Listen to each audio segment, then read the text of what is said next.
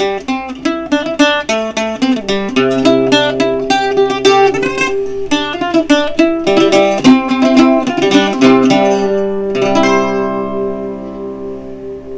everybody, it's Jeannie from Gardening Jones. I want to talk to you today about walking onions.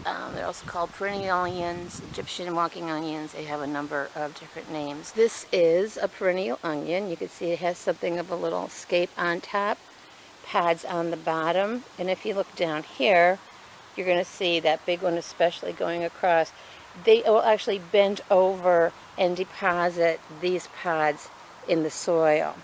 The soil looks a little dry right now. It's supposed to rain, so we're going to help them do their thing. What I do is when I have a perennial onion, for example, look at the weeds here, but coming out of the bed, I will redirect it. And I'll redirect all of these back into the bed so that when they do deposit their pods, I don't need them growing out with the weeds. I need them in here. And you can see some of them are already laying on the ground.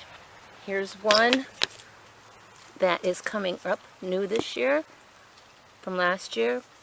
There are some others in there that you can see that are new. I also have in the back, there's some regular onions. We had some extras left over, so he planted them in here because they won't hurt each other. But in here you can see where the deer bit off a couple. I guess he didn't like them too much because he moved on to try to find the other gardens, which he actually did. So that's what himself is doing today. He's adding additional deer proofing to the garden. We have one young buck, male, coming in this year, and he is fearless. He's not afraid of us. He's not afraid of the dog. He's not afraid of anything.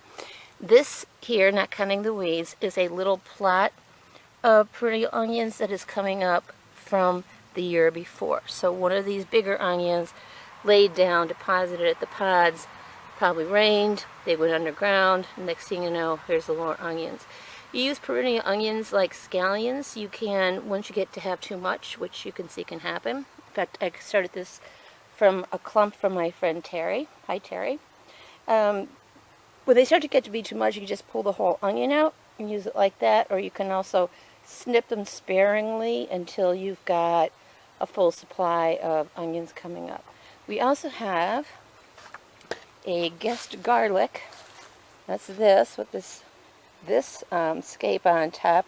This was a garlic bed 4 years ago, I'm thinking 3 or 4 years ago. So every once in a while, like last year produced one garlic, and so this year is producing one more garlic. It's like you could never, like potatoes, you never fully get rid of them. But this is one way to have perennial onions. We also grow bulb onions, which I'll talk about in another video. You can buy these online. I will also put a link to the blog post where I talk about them because it mentions some of the other names that you might want to look for. But certainly, you can see, you could probably pull these off. You can see they look like little red onions in there. You could probably pull these off and replant them. In fact, if I'm not mistaken, I think I saw somebody in my Facebook group, Gardenholics Anonymous, or our Facebook group, Beth and I and Ebony, when she comes back, we hope she does, where they had pulled these all off and we're going to plant them separately. That would certainly get you more control.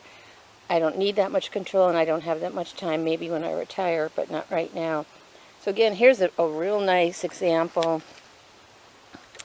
of one of their scapes. That's a nice one. So there you go. That's perennial onions. You can see in this walking onion that some of the little bulbs on top have opened up and are about to flower. So I'm going to take some of these smaller bulbs off and then plant them, and we'll see next summer if they don't just sprout like you would plant a garlic. I'm thinking that's what would happen, but this is how they plant themselves, by dropping this stuff in the soil. Pretty cool. This is the top of one of the walking onions, perennial onions.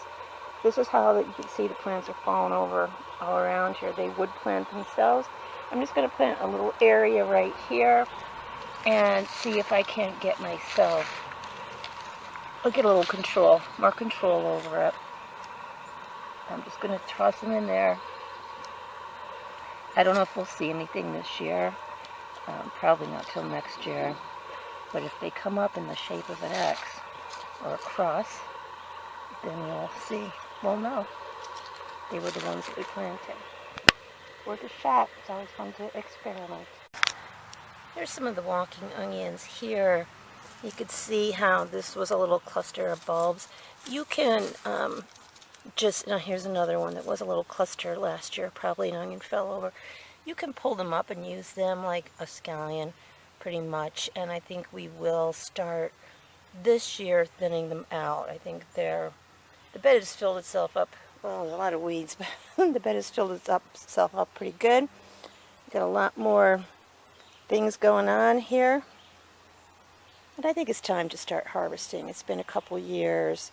You can see the oldest ones were over here in the corner. You can see how big they are. They're hollow. You can hear that. Those are inedible, but they're still producing flowers and things. So we'll let them go for a while. And in the meantime, I think we'll start harvesting small onions this year. Yay!